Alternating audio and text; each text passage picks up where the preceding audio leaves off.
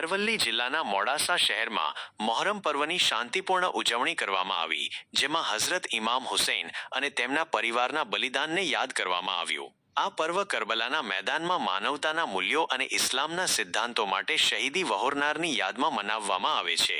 મોહરમની ઉજવણી શ્રદ્ધા અને સેવાભાવ।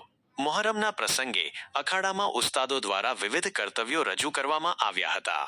મોડાસામાં સરકારી તાજિયા અને કસ્બા તાજિયાને કસ્બાથી ગોરિયાના ચોક, ગાંચીવાડા, મોચીવાડા, સુકા બજાર, ધોબી ઢાળ થઈને માજુમ નદીના કિનારે લઈ જઈને ઠંડા કરવામાં આવ્યા હતા।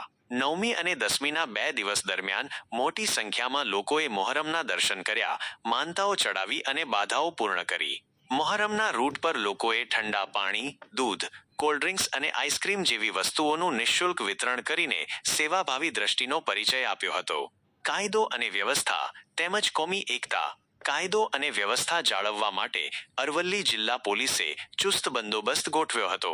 મોહરમના આયોજકોએ મોડાસા નગરપાલિકા અને જીઈબીનો સહકાર બદલ આભાર વ્યક્ત કર્યો હતો।